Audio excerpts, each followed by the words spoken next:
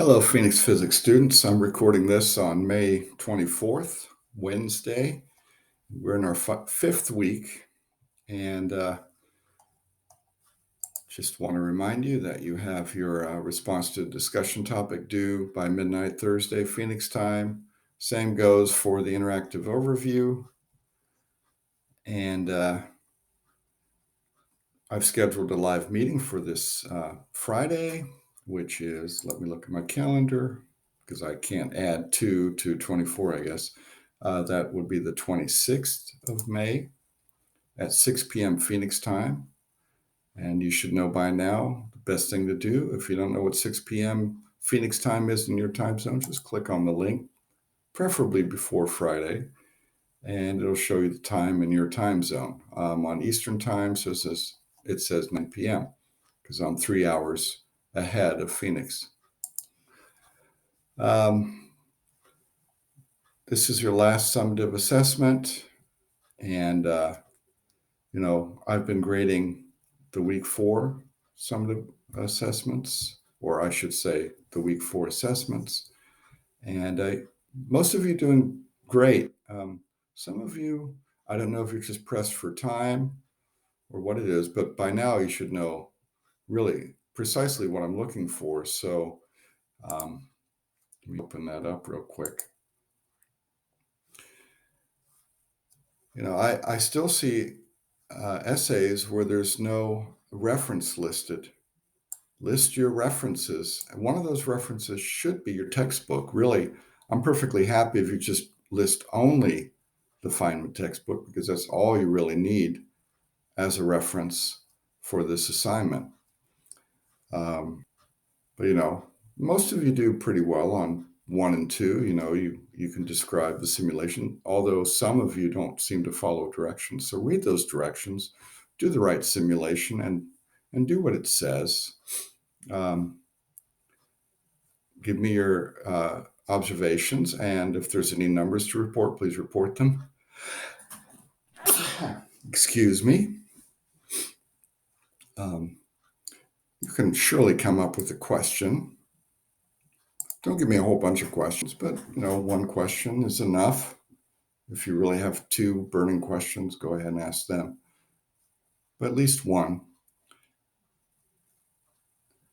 Now, if you read the chapter, in this case, chapter 5, then it shouldn't be hard for you to find a couple specific ideas that relate to what we're doing in the simulation. So tell me what they are, and ideally you would give maybe a page number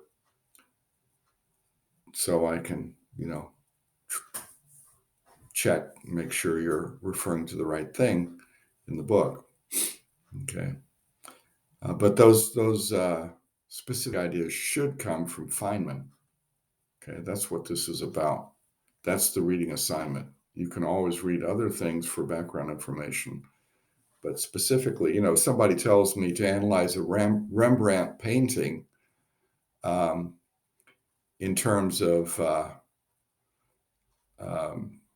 Van Eyck, let's say, who is another Dutch master, then I'm going to use Van Eyck as my reference. I'm not going to go and look at Leonardo da Vinci or Raphael or Picasso to use that as a reference to make comments about a Rembrandt painting. I'm going to follow the directions and look at the Van Eyck painting.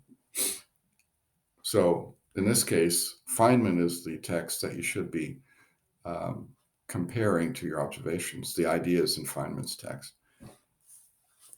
And in this case, it asks about the historical development of gravitation. So, talk about, mention names like Kepler and maybe Galileo and Cavendish.